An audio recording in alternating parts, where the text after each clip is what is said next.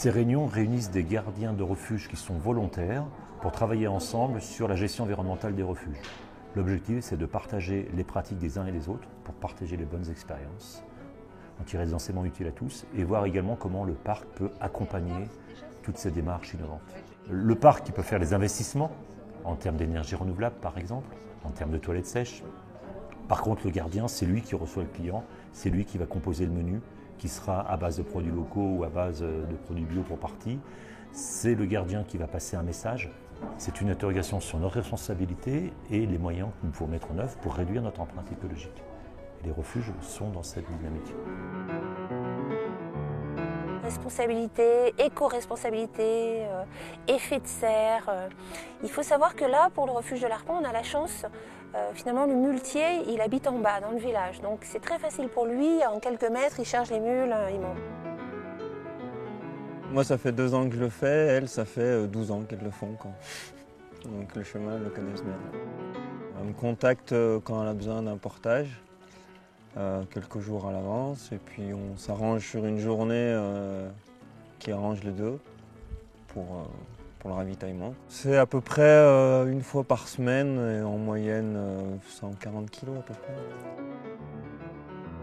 C'est une nécessité et si demain Sylvain par exemple me disait ou pour une raison X ou Y voilà, ils doivent arrêter, je serais moi-même très embêtée.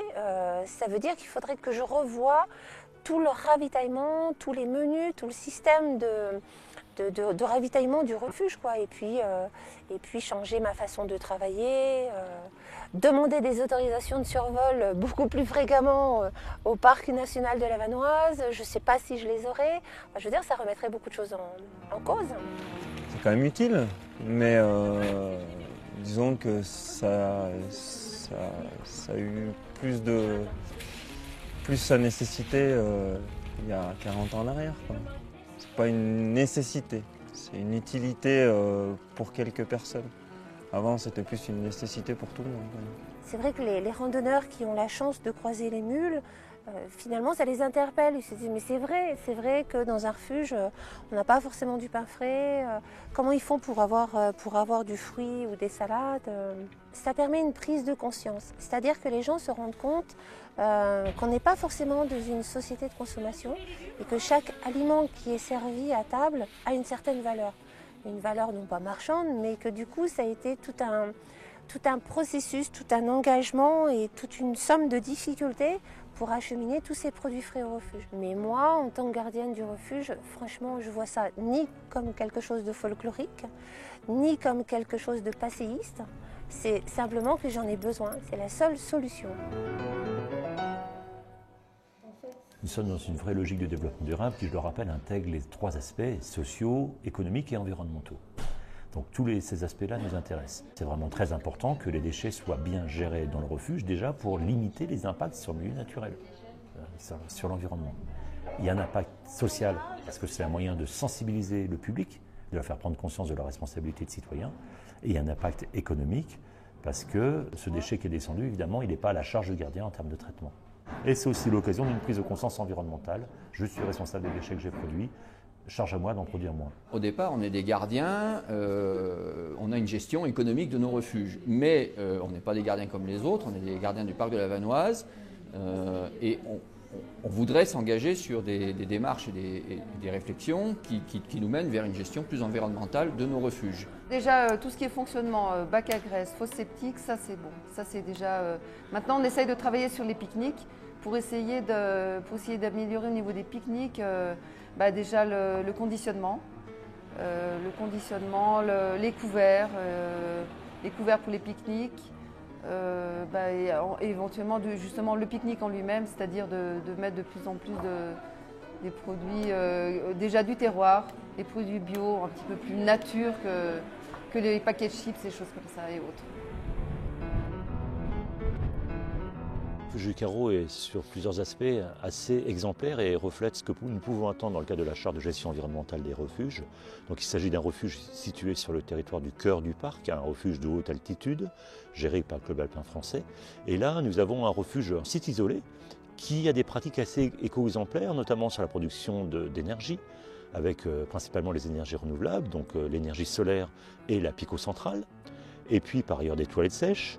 Et enfin, les gardiens réfléchissent au mode de restauration en favorisant une partie de produits locaux et de produits biologiques. Ce sont des éléments qui sont intéressants pour le parc, notamment en termes d'éducation à l'environnement, d'exemplarité, que nous pouvons attendre dans notre charte de gestion environnementale des refuges.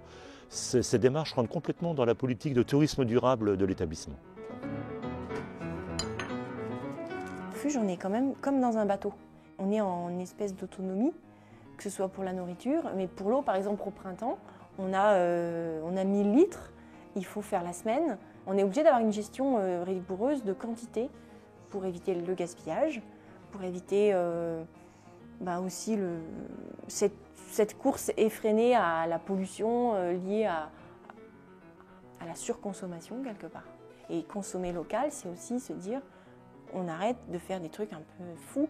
Il faut à un moment se positionner, se dire ben voilà, moi j'y crois, je crois que c'est possible une autre planète avec des gens qui font des produits locaux sur place et ça fait des emplois et derrière ça fait moins de pollution parce qu'il y a moins de transport. C'est responsable ce que je fais, c'est pas uniquement pour surfer sur la vague écolo, verte. On fait une cuisine qui est artisanale, donc nos pâtes à tarte sont faites maison. Nos repas sont faits avec des ingrédients de base. On ne fait pas une cuisine de cantine. Voilà, on essaye de faire une cuisine de qualité et avec cette logique de prendre des produits bio pour donner le meilleur possible aux clients et aussi pour nous-mêmes puisque nous on mange exactement ce que le client mange. Lors de la rénovation du refuge, ils ont eu l'idée de mettre en place une picocentrale en complément des panneaux solaires. Le groupe électrogène ne sert pratiquement plus, de temps en temps au printemps, mais en tout cas l'été on ne l'utilise pas. Club Alpin Français possède maintenant 130 refuges en France et bien sûr 130 refuges, plus de 80 sont équipés de panneaux solaires. Et quelques-uns, quand c'est possible, seront équipés de picocentrales.